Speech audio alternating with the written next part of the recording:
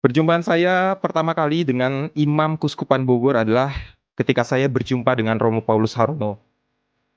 Ketika saya sebagai orang muda biasa mendaftar di Seminari Menengah Stella Maris dan diterima, dan selama 4 tahun juga kemudian saya berada di bawah bimbingan Romo Paulus Harono. Dan bagi saya 4 tahun tinggal bersama Romo Harono di Seminari Menengah adalah masa-masa yang kurang menyenangkan sih. Ya, karena beliau orangnya tegas, galak, jarang ngasih jajan juga waktu itu, dan suka ngasih banyak tugas dulu. Jadi 4 tahun bersama, ya karena beliau rektor dan saya seminaris, hubungan kami ya gitu-gitu aja. Yang ya depan depan beliau saya senyum-senyum, belakang beliau saya ya gitulah gitu ya.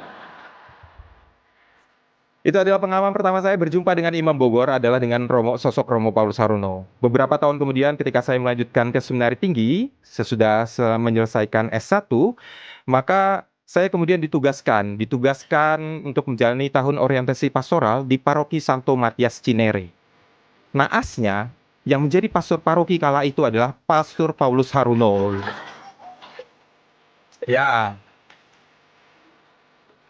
karena pengalaman itu ya udah saya datang ya dengan rasa takut juga. Karena saya tahu, saya pernah punya pengalaman 4 tahun bersama beliau. Saya datang dengan rasa takut, saya datang dengan rasa khawatir, nggak ditawarin dijemput juga gitu ya. Yang lain perasaan frater-frater lain dijemput ini, dan ya udah saya datang. Tetapi saya akan mengatakan, seiring berjalannya waktu, 1 tahun menjalani masa tahun orientasi pastoral di Paroki Santo Matias Cinere adalah menjadi masa yang membahagiakan bagi saya.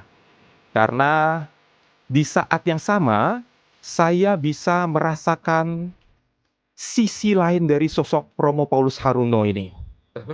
Karena ternyata galaknya beliau tuh acting aja sebagai rektor sebenarnya. Acting sebagai rektor harus tegas biar punya wibawa. Ketika kami bersama di Paroki Santo Matias Cinere, beliau adalah sosok yang ternyata bisa guyon juga, konyol, suka maling mangga kita juga, kalau kita udah dibagi, suka ngambil juga. Dan pada akhirnya yang paling mencolok dari Romo Paulus Harono adalah beliau adalah sosok yang memberanikan saya, yang waktu itu adalah frater, untuk berani tampil, berani pelayanan, dan berani turun ke umat. Beliau adalah sosok yang mendorong saya melakukan hal-hal tersebut.